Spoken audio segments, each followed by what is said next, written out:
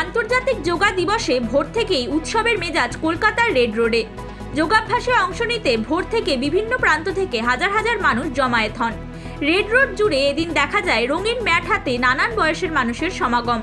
ছাত্রছাত্রী, প্রবীণ নাগরিক, বিভিন্ন সামাজিক সংগঠনের সদস্য এবং যোগাপ্রেমীরা উৎসাহের সঙ্গে অংশগ্রহণ করেন। রেড রোডে যোগা দিবসে অংশ নিতে বিশেষ বিমানে কলকাতায় পৌঁছেই অনুষ্ঠানে অংশ নেন প্রধানমন্ত্রী নরেন্দ্র মোদী। যোগা মঞ্চে ছিলেন প্রধানমন্ত্রী, রাজ্যপাল আরএন রবি, মুখ্যমন্ত্রী শুভেন্দু অধিকারী এবং রাজ্য প্রশাসনের শীর্ষ আধিকারিকেরা।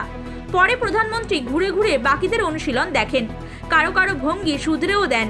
প্রধানমন্ত্রী বলেন, যোগা শুধু শরীরচর্চা নয়, মানুষের মন ও আত্মার বিকাশের পথ। নিয়মিত যোগাভ্যাস শারীরিক ও মানসিক সুস্থতা বজায় রাখতে গুরুত্বপূর্ণ ভূমিকা পালন করে। योग सबको जोड़ता है, योग सबको साथ लाता है।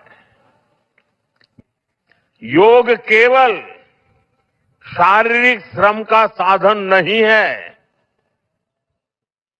योग किसी एक आयु वर्ग के लिए सीमित भी नहीं है।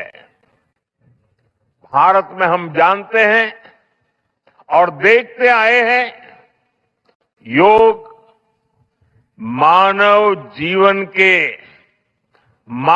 के जीवन का चेतना के साथ, ऊर्जा के साथ एक प्रकाश भी है। যোগব্যায়ামকে আন্তর্জাতিক স্তরে পৌঁছে দেওয়ার জন্য প্রধানমন্ত্রীকে ধন্যবাদ জানান মুখ্যমন্ত্রী। তিনি বলেন, 12 বছর আগে আন্তর্জাতিক যোগ দিবস পালন শুরু হলেও পশ্চিমবঙ্গে সরকার উদ্যোগ নেয়নি।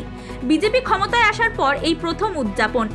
ইতিহাস আমরা জানি, আমি শুধু প্রণাম আর কৃতজ্ঞতা জানাবো বাংলার গণদেবতা জনতা জনার্দনকে, আর ধন্যবাদ জানাবো মাননীয় প্রধানমন্ত্রীকে, যিনি পশ্চিম বাংলায় এই হারিয়ে যাওয়া, ভুলিয়ে দেওয়া যোগকে 2026-এ আন্তর্জাতিক যোগ দিবস ভারতমতে আমাদের মধ্যে ফিরিয়ে দিলেন।